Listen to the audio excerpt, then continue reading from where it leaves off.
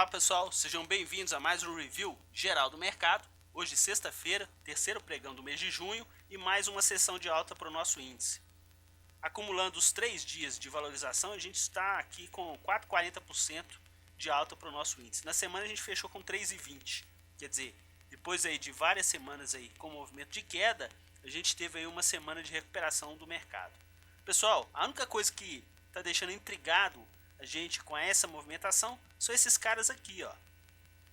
Fluxo vendedor novamente por parte dos corretores estrangeiros que a gente acompanha. Quer dizer, o mercado subindo e eles venderam. Quarto pregão consecutivo de vendas por parte deles. Inclusive hoje não foi uma venda tão expressiva no mercado à vista, conforme a gente viu aí nos últimos pregões. Inclusive ontem foram mais de 500 milhões de reais. Só que no mercado futuro eles estavam vendendo, só que agora no dia de hoje tiveram uma movimentação vendedora mais intensa, quer dizer, 200 milhões de reais para o mercado futuro no Ibovespa. É interessante que essa toada nossa de valorização do nosso mercado não foi contrastada aí para o mercado americano, mesmo porque por lá saiu um dado econômico fraco e isso ocasionou inclusive uma queda mais significativa no dólar pelo mundo. No nosso mercado não foi diferente, o dólar caiu quase 2%. Bom, vamos dar uma olhada aqui nos contratos, como é que foi a evolução do dia de hoje? Olha, eles começaram compradores no índice futuro na primeira hora e vendedores no dólar. Até aí tudo bem, mesmo porque no dólar a gente teve na primeira hora do dia, inclusive depois da notícia, a gente teve aí praticamente 60 pontos de queda na primeira hora do pregão. No caso do índice a gente teve aí uma valorização de quase 400 pontos.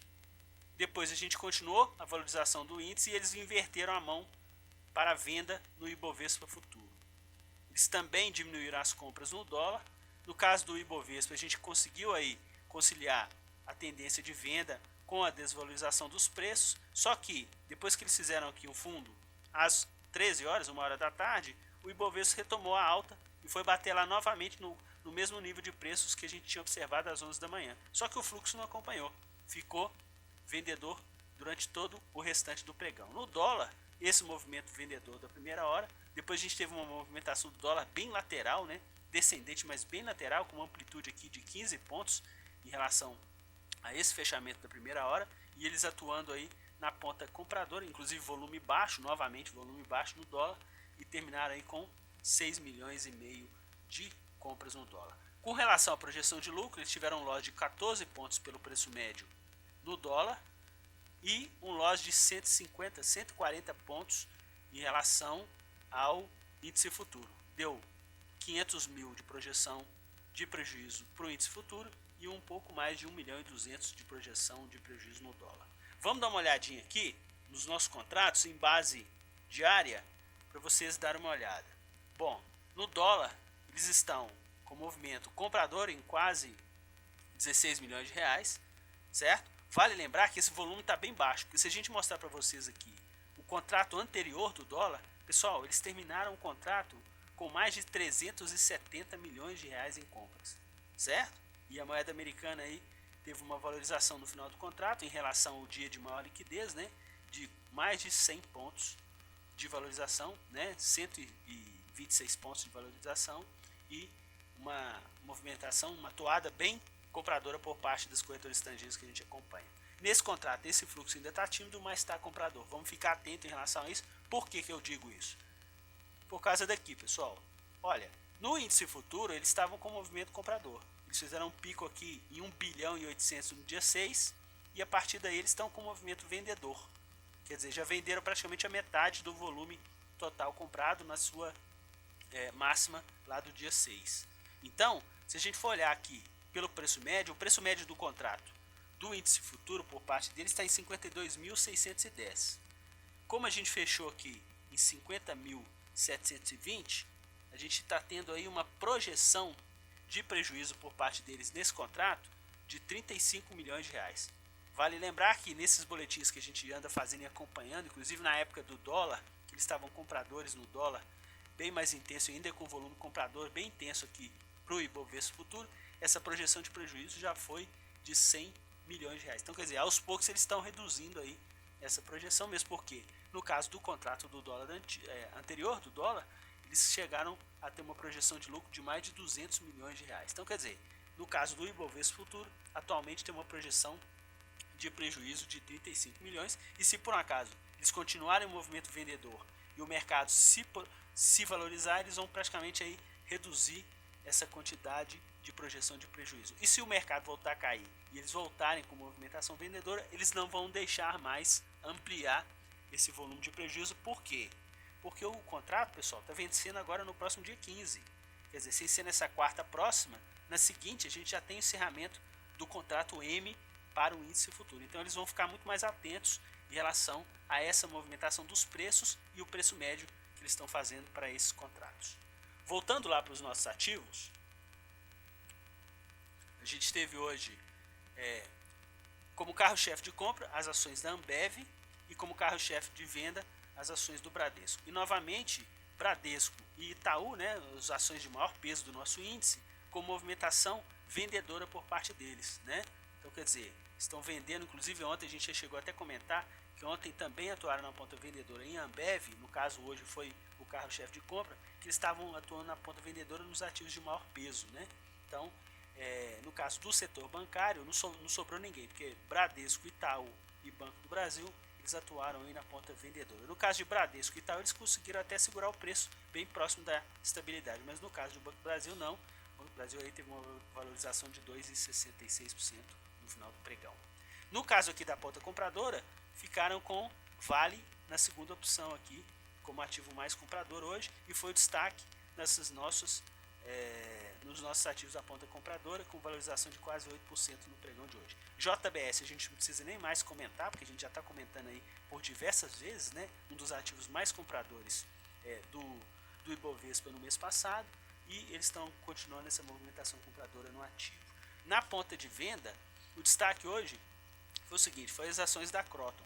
Até a gente teve um participante do nosso canal, um inscrito, o César Fernandes, um abraço aí para você, César, que chegou a comentar sobre a tal fusão aí do setor educacional, e que o ativo ontem teve uma forte valorização por parte deles. A gente chegou a comentar que o fluxo estrangeiro teve aí um volume bastante comprador no mês passado, né, nas ações da Croton, e não obstante do processo todo, né, quando tem essa notícia vazada aí, o que eles fizeram hoje? Eles já atuaram na ponta vendedora. Então, quer dizer, nos últimos 50 dias eles chegaram a acumular cerca de 260 milhões de reais, né, de compras no ativo. Então, quer dizer, só hoje venderam 40 milhões dos 260 que eles tinham acumulado aí nos últimos 50 dias. É expertise, né, pessoal? Bom, para os ativos que eles atuaram na ponta compradora, a gente teve aí uma variação média positiva de 2,20.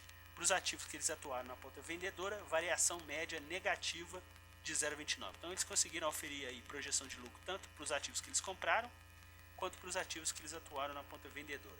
O destaque também em vendas aqui, pessoal, foram as ações de Suzano e Fibria, porque como são exportadoras e dependem da cotação da moeda americana, sofreram hoje com essa desvalorização forte do dólar. Então eles tiveram aí uma queda expressiva, e eles também atuando na ponta vendedora desses dois ativos. Nas opções, eles tiveram lucro nas opções de Petrobras.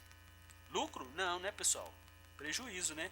É porque quando a gente vê aqui caos positivo e put positivo, é projeção de alta, certo? Só que depois a gente vai ver no nosso quadro que eles tiveram uma projeção de prejuízo em relação às opções de Petrobras. Agora, em Vale, eles tiveram o quê? Lucro, certo? Por quê? E também tiveram uma projeção de alta de Vale, da mesma forma que tiveram projeção de alta para as opções de Petrobras. Só que no caso de Vale aqui, inclusive mais forte em relação a essa movimentação. E no caso de Vale, acompanhou a movimentação deles no mercado à vista, né? Coisa que não aconteceu aí no mercado para a Petrobras. Dando uma olhada no nosso quadro, olha, das opções que eles atuaram na ponta compradora de Petrobras, das 20 mais compradoras por eles, tiveram uma desvalorização de 0,18, deu um pequeno prejuízo. E nas opções de Petrobras que eles atuaram na ponta vendedora, a desvalorização foi quase de 7%, então a gente totalizou um pouco mais de 100 mil reais de prejuízo nas opções de Petro. No caso de Vale, a gente teve aí uma valorização nas opções que eles compraram, inclusive uma valorização muito expressiva, né? 55% de média nas 20 opções que eles atuaram na ponta compradora. Isso deu um pouco mais de 1.300.000 reais. Só que nas opções que eles atuaram na ponta vendedora de Vale, eles devolveram aí 300 mil. Mas é isso que é expertise que a gente fala, né, pessoal? Se eles resolvem atacar os preços de uma ponta, eles não vão querer lucrar sempre. Então, uma parte desse movimento que tem uma projeção de lucro das compras das opções, eles devolveram aqui nas vendas para Vale durante o dia. Como ficaram com net positivo, então tiveram aí um pouco mais de R$1 milhão de projeção de lucro para as ações da Vale. No caso do mercado futuro aqui, projeção de prejuízo tanto para o dólar futuro quanto o Ibovespa futuro, conforme a gente já comentou aqui, então quer dizer 1.700.000, só que a gente consegue ter aqui praticamente 3,5 milhões, né, de projeção de lucro no mercado à vista. Então a gente tem aí um net mais ou menos de 1.800.000, com mais 1 milhão aqui para o mercado de opções, vai dar aí 2.800.000, então se a gente descontar aqui Petrobras, se a gente botar aí por baixo 2,5 milhões, 2.600.000 de projeção de lucro só nas operações hoje, caso a gente considerasse esse movimento intraday por parte das corretoras estrangeiras que a gente acompanha.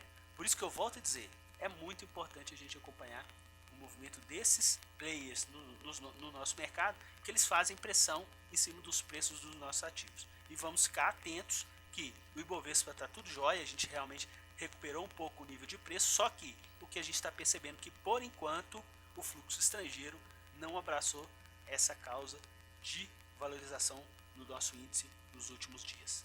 Um grande abraço a todos, bom final de semana e até o nosso próximo boletim.